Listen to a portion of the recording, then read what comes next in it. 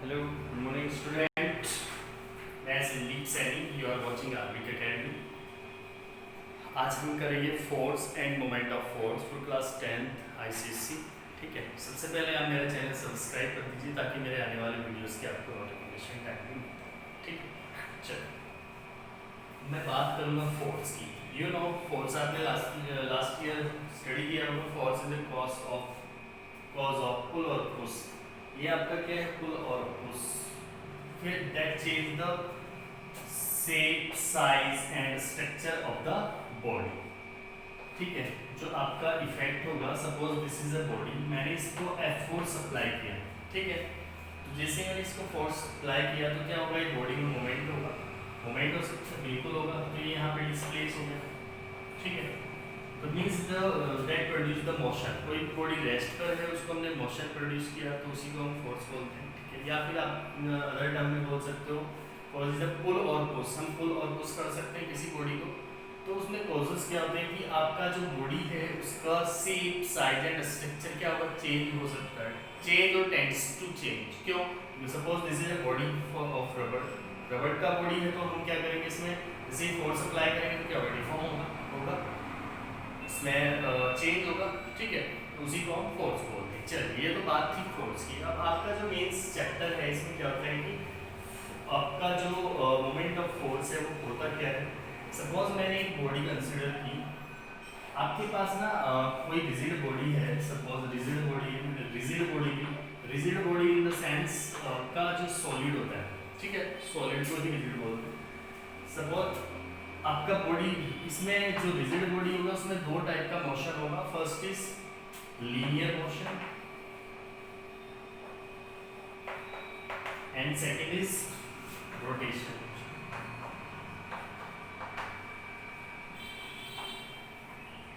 Linear motion and rotational motion. इसको हम rotary motion भी बोलते हैं, इसको ट्रांसलेशनल मोशन भी बोलते हैं. Rotary motion.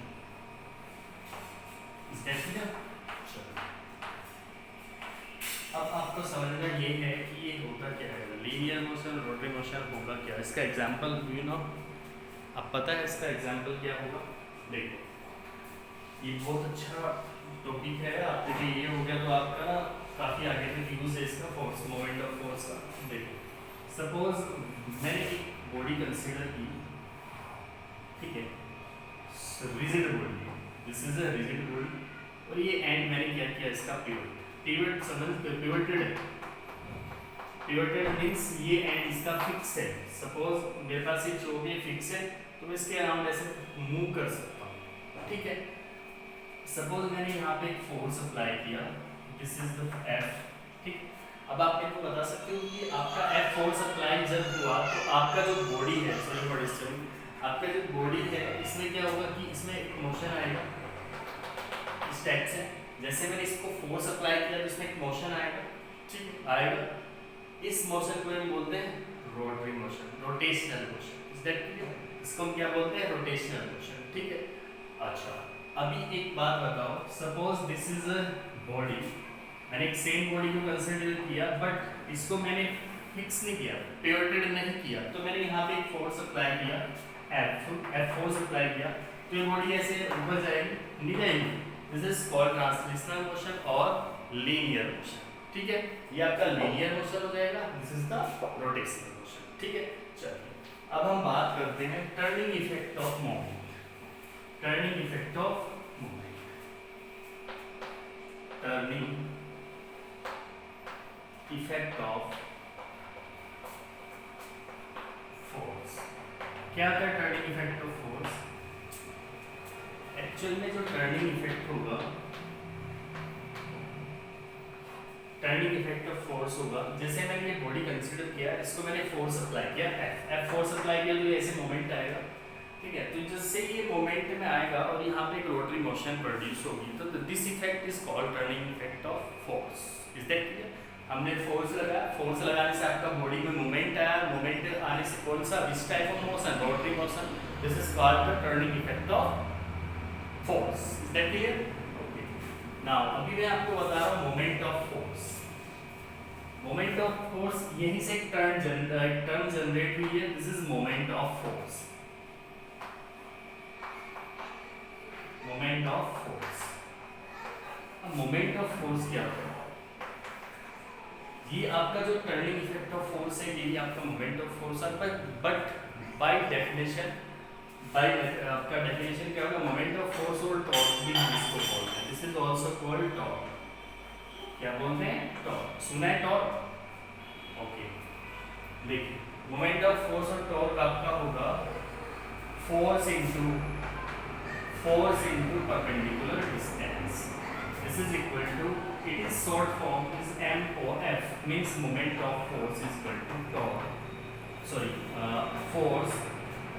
force into perpendicular distance. Is that clear? Means this is F, this is perpendicular distance, and this is equal to MOF. MOF is moment of force. Is that clear? चलो, moment of force का unit भी बता सकते हैं। क्या होता है moment of force का unit? Moment of force unit is F का आपका क्या हो जाएगा? Newton, and D is metre. तो newton metre is the force of unit of SI unit of moment of force, is the SI unit of force. क्या clear? चलिए, अब ये आपका मोमेंट ऑफ फोर्स की बात हुई। नाउ नेक्स्ट हम क्या करेंगे? अभी इसके बेसिस पे हम कुछ क्वेश्चन करेंगे। ये आपका एक्चुअल में होता है मोमेंट ऑफ फोर्स, समझ आया आपको? देखो एग्जांपल मैं बताता हूँ। सपोज आपके पास, मैंने ये बॉडी कंसीडर कर रहा हूँ, ये पिवट है, ठीक है, यहाँ से मैंने ये बॉडी कंसीडर किया, ठीक है, ये मैंने यहाँ पे क्या लगाया? फोर्स लगाया है, ठीक है, और up to this is the, मैंने आर ले लो या डी ले लिया है, अप टू डी।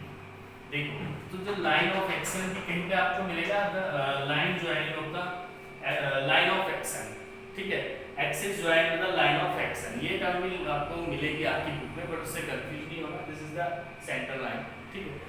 इसका मेन जो एग्जांपल होता है ना टॉर्क का, मोमेंट ऑफ फोर्स का, the best example is door. Door देखा? डोर, ये दिस वन,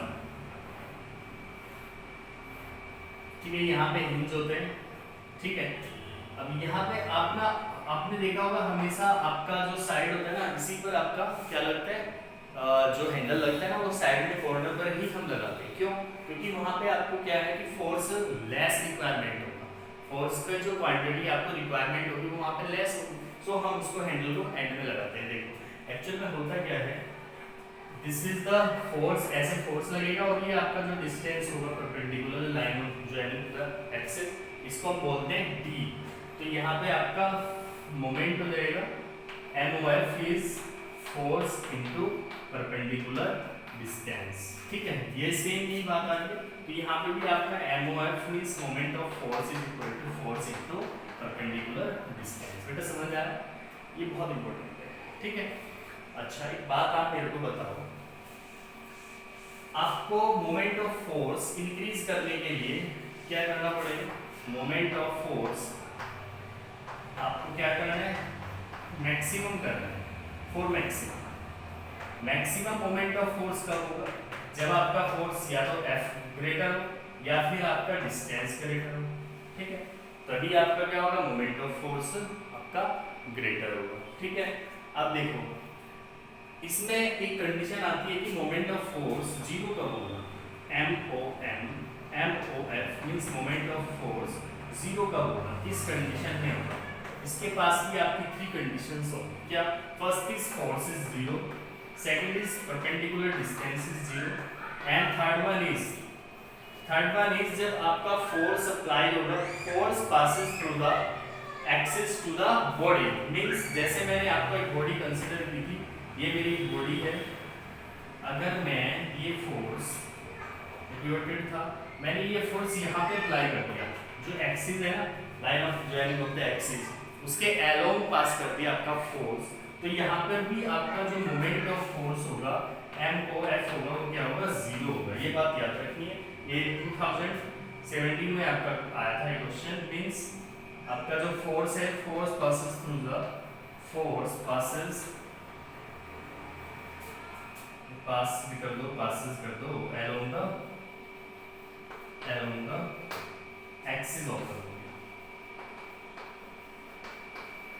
ठीक है, this is the moment of force. ये बात समझ आए? चलिए, एक्चुअल में इसका मोमेंट ऑफ फोर्स का मेन जो लॉजिक होता है वो आपका जो क्वेश्चन कहाँ पे इससे बनते हैं वो मैं आपको बता रहा हूँ। ठीक है, देखिए इसमें एक बात और बताऊंगा, मैं डायरेक्शन की बात करूंगा। डायरेक्शन ऑफ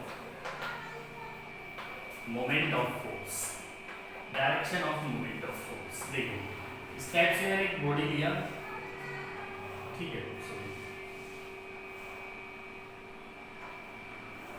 इस पर मैंने फोर्स ये लगाया, इधर लगाया, ठीक है, F। एक बॉडी मैंने यहाँ पे लिया, ये पिवट है साइड में, इसको मैंने फोर्स लगाया, ये भी है, ये आपका पिवटेड है, pivoted, and this is also pivoted, ये भी आपका पिवटेड है।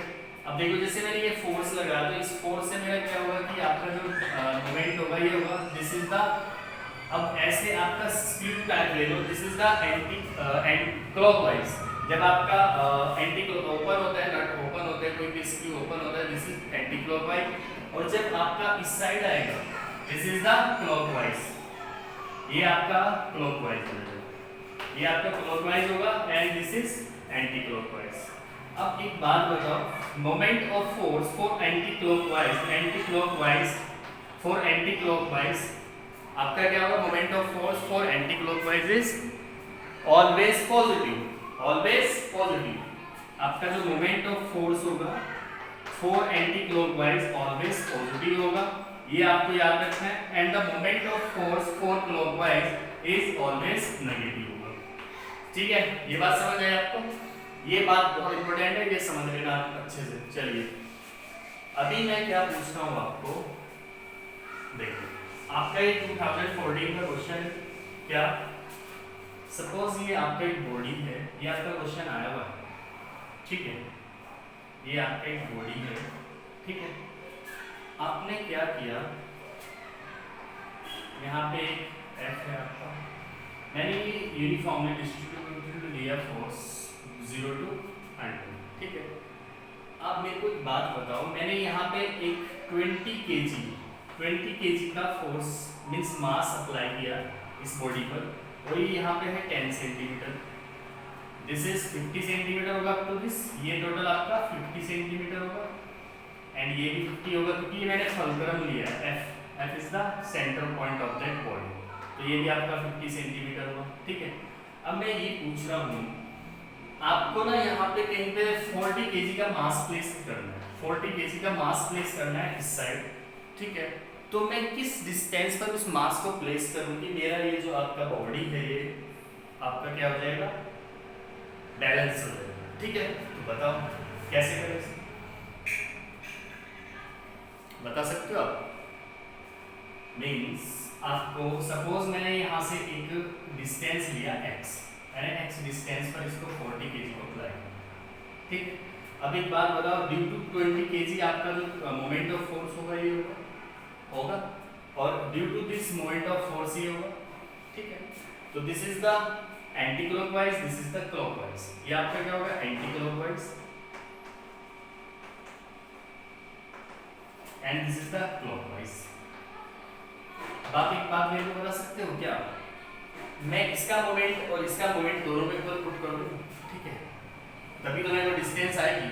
और ये आपका प्रिंसिपल ऑफ मोमेंट होता है, प्रिंसिपल मोमेंट ऑफ फोर्स। अभी मैं आपको बताऊंगा, ये क्वेश्चन बताने का मेरा मीन्स यही था कि मैं आपको ये क्वेश्चन बताऊं क्या होगा इसमें। एक्चुअली देखो, moment of force anti clockwise moment of force is equal to 20 into 10, नहीं 10 नहीं आएगा, ये 50 minus 10 हो जाएगा तो 40 आ जाएगा, this is 40, and clockwise moment of force is 40 into x, 40 into x, तो इन दोनों को इक्वल कर दीजिए, तो this is 20 into 40 is equal to 40 into x, तो x की वैल्यू कितनी आ जाएगी, 20 सेंटीमीटर, कितनी आ जाएगी, 20 सेंटीमीटर। तो आप कहाँ पे प्लेस करोगे, ये जो आपका मास है ये यहाँ से 20 पर करोगे, ठीक, तब जाके आपका क्या आएगा, ये बैलेंस हो जाएगा, इज दैट क्लियर? चलिए, तो यहाँ से एक लॉजिक निकल के आया सामने क्या कि आपका जो principle of moment of force होता है, principle of moment of force is that, बस इसके बाद principal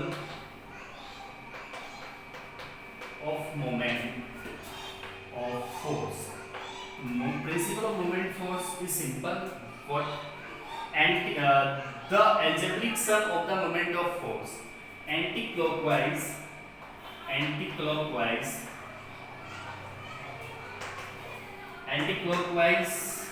algebraic sum of the anti-clockwise moment, यहाँ पे लिख सकते हो algebraic sum of anti-clockwise moment of force is equal to algebraic sum of clockwise moment. Is that clear? तो आपका मोमेंट फोर्स का जो फॉर्मूला आया, जो आपका प्रिंसिपल होगा वो क्या होगा, जो आपका anti clockwise moment of force होगा वो आपका किसके इक्वल होगा, क्लॉकवाइज मोमेंट ऑफ फोर्स के। ठीक है, आपका जो फर्स्ट पार्ट एमसीपीएससी का है उसमें मोमेंट ऑफ फोर्स में यही है। नेक्स्ट हम करेंगे सेंटर ऑफ ग्रेविटी। प्लीज इसके बेस पे आपके क्वेश्चन कर लेना, मैं भी कराऊंगा, एक सीरीज लेके आऊंगा इन क्वेश्चंस की। ठीक है, तो आज इतना ही करते हैं। Thank you so much. Please मेरा चैनल सब्सक्राइब करें and at least once study group में इसको शेयर करें। Thank you so much.